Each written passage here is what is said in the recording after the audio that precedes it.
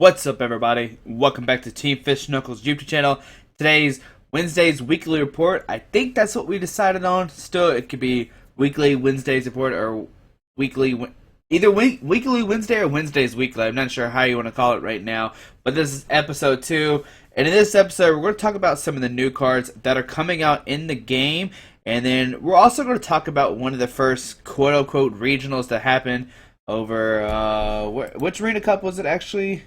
Let's see. I don't know how to say his name right here. Wurzburg. But I will talk about that here in a second. And the first thing I want to go over is this XY8 Marowak and Marowak Break. Now, Break is a new mechanic that is coming out in the game, and everybody's really excited about it. And Marowak here, it's a stage 1, obviously. Snipe, choose one of your opponent's Pokemon. This attack does 30 damage to that Pokemon. Don't apply weakness and resistance for that Pokemon. And Boned Windmill, it does 60 damage. If your opponent's active Pokemon is a Pokemon EX, switch this Pokemon with one of your bench Pokemon, which is cool because it's kind of like Donphan. It does a little bit more damage, and if you're an EX Pokemon, you can switch out to maybe a Robo-Sub or a Wobbuffet or I don't know, depending on the situation, it could be anybody, but I'm really excited to see Bone Windmill come back, or basically a spinning turn. And then you have Marowak Break here. The attacks, basically Break has, this Pokemon has the attacks, abilities, weakness, resistance, and retreat cost of the Marowak Break evolved from. It does have a little bit more HP, 140 instead of 100.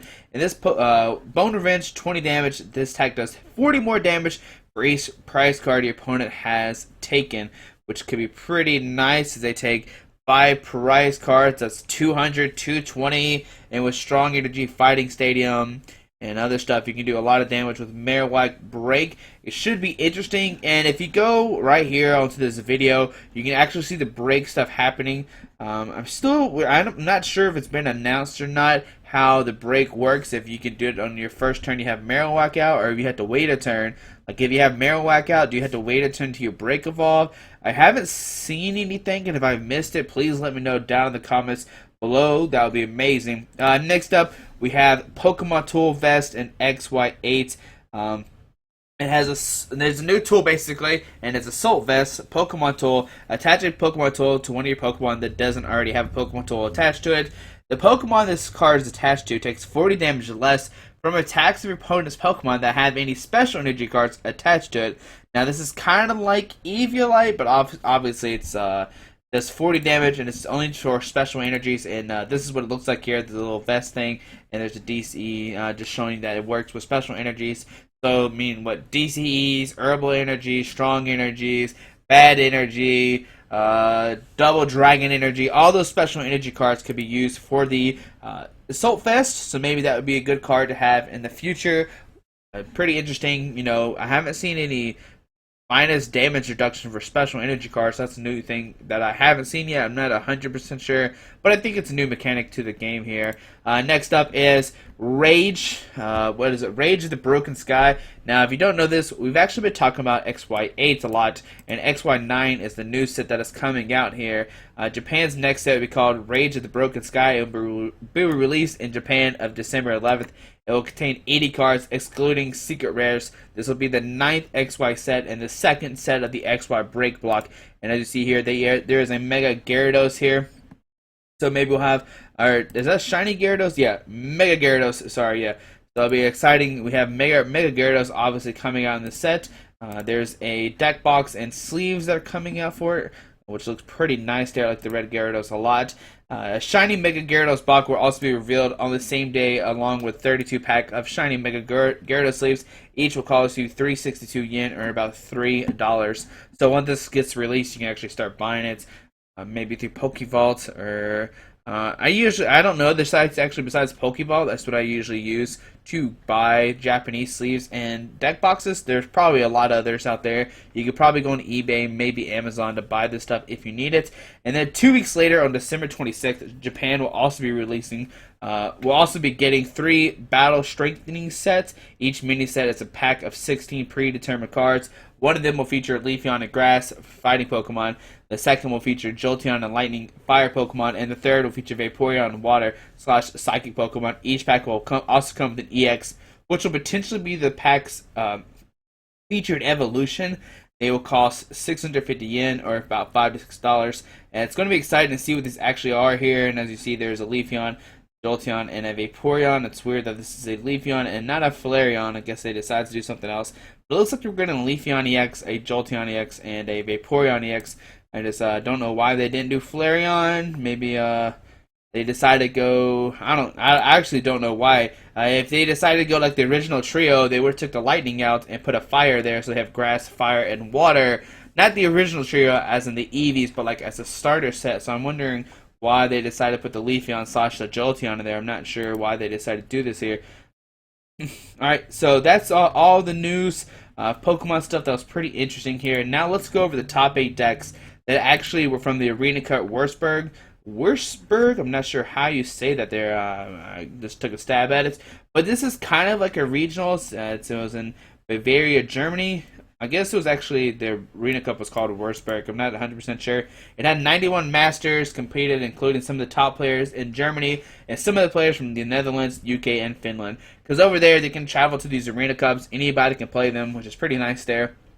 It was the first Black-White owned Ancient Origins expanded format, so this is the first indication of which decks can be successful in this format. Basically, Night March and Evital are popular this weekend, as anybody can probably guess there. Night March is going to be a really strong deck, and Evital with Archeops basically the same thing here. Let's see here, especially Archeops, like I just talked about. Vespiquen saw a fair amount of play, which is understandable. You have all those new cards to help out Vespiquen, and you actually have Flareon in the deck to attack with for late game if you need to. After 7 rounds of Swiss and a top 8 played out, these are the final standings. So they had 7 rounds of Swiss in the top 8, so let's go over these real quick. There is Tobias, I'm not sure how to say his name, with Evital, Garbodor, Seismitoad. Pretty straightforward deck. Nothing too crazy, maybe like the one Evital, but understandable. You want to go quick with Seismitoad or Evital, depending on it. We do have Dark Patch, and it lets you attach a basic Dark Energy from your discard pile to one of your bench Dark Pokemon, so that way you can start attacking turn 1 with an Evital. Evital is going to be really solid just because Dark Patch is back in the game here, and that's going to be exciting times. If you want to read more about it, I'll link down below to this article. You can read the description here. Night March Archeops, we've already covered this before. This was by Lucas, 444, pretty straightforward. 2 Shaman, 2 Mew, 2 Shaman, 1 Archeops. Trying to see if there's anything crazy in here. I actually don't like the 1 Archeops, 1 Maxie's Hidden Ball Trick, because if you prize one of the pieces of the puzzle, you can't get out Archie's, but it seemed to work great for him. He did get 7th place. 6th place, another Evital Garbodor deck. Once again, the only thing maybe I don't like is the 1 Darkrai and the 1 Evital, like I said earlier, but I can understand why. 4 Dark Patch, really strong there. Trying to see if anything special in his list. It doesn't look like it. Made top 8 with the same list that Tobias did, so they play the same exact list. Alright, so 5th place here, Nico Alabas. I'm not sure how to say his names. Evital, another Evital deck, and this one had 2 Evital, but 1 Darkrai and an Absol here. Did the other list play Absol? No, they did not. And Absol seems like a pretty cool card, because it has Mind Jack, does 20 damage base, and does 20 more damage for each of your opponent's bench Pokemon. And a lot of decks now have 5 or plus bench Pokemon, so Mind Jack can easily knock on an EX whenever it needs to. And it's once again looking through anything too crazy. No, not really. It's just a really consistent, Trainer's Mail, Dark Patch. You got Flowstones for the Keldeo. Battle Compressor, discard Dark Energies, or maybe Supporters turn 1. It's just, they're really consistent list. I think all of them played 7-4 Darks. Okay, next up is Vespiquen. We're getting something a little bit different here. We got 4 Vespiquen, 4 Combi, and a 3-3 Selgor. Alright, now if you see here, it's actually a Selgor deck. Now, I'm not really sure when he did this, I guess he can switch into Robo-Subs, or maybe a Wobbuffet. Now, if you don't know, a Selgor has deck and cover 50. The defending Pokemon is now paralyzed and poisoned. And I guess for a late game, you can use Vespiquen if you need to. I guess against decks that play Virizion stuff, you can decide to go Vespiquen. But if they don't play Virizion, you can actually use a Selgor to take knockouts there. It's a really interesting deck. 1-1 Mashrina to keep the consistency of the Selgor. You have unknowns in there also. It's a pretty weird list. And if you, like I said before, if you're reading more about it, it's going to be down below in the description where you can see the article. Third place was Vespiquen Flareon, the one I was talking about earlier. 4-4 Vespiquen. 2-2 Eevee split, one with Sans Evolution, 2 with the Energy Evolution. And if you notice, it's 4 Flareon, but the Vengeance one, 4 Shaman, 4 Unknown, 2 Audino, and 1 Jirachi. I guess with this, you have multiple options. If you need to use Flareon or Vespiquen, depending on the deck, you can actually attack with those. Or you can have actually just 2 of each out. I mean, it doesn't really matter. They do the same amount of damage. Be Revenge does 20 plus 10, and then Flareon does 20 plus 10 with Vengeance. So pretty much the same thing there. Supposedly, David Sturm is a really good Flareon player, as you see right here. He won the German National Championship with Flareon, and he brought an updated version. Obviously, he's a really consistent Flareon player. He obviously likes Vespiquen a lot. And if you want to read more about it, once again, be down below. And now, runner-up is Yveltal Archeops. Now, if you notice in all the other Yveltal decks, they didn't actually have Archeops, if I remember correctly. But this one did have Archeops. And if you notice, I'm not sure who he played against, but he either beat the Vespiquen Flareon or the Selgor Vespiquen. Now, if he played against the Flareon Vespiquen, it actually makes it where he can't ever evolve if he has Archeops out. Archeops shuts down evolving. Where is it at? There it is. Each player can't play any Pokemon from his or her hand to evolve his or her Pokemon. So you could play Evosoda or Wally to get around it, but I mean that's a lot of consistency cards you had to put in there. So if Fatty, oh man, he's going to hate me because we've done the interviews before and I can't remember how to say his name.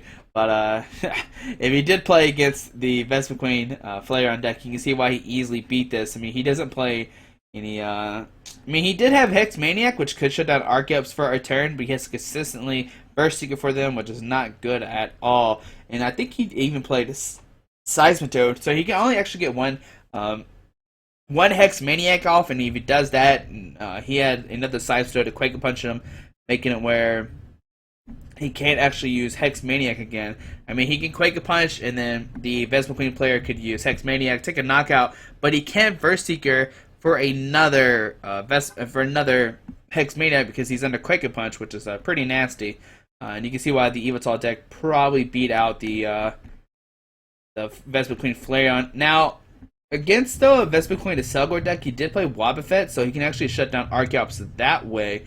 I'm not sure who he played against, but either way, he could probably beat both these decks. And now next up is the champion, Robin, who played Seismitoad Giratina. Pretty interesting deck here. Seismitoad obviously for Quake a Punch 30 and no trainer cards. And now Giratina actually, has Renegade Pulse, prevent all effects of attacks including damage done to this Pokemon by your opponent's Mega Evolution Pokemon.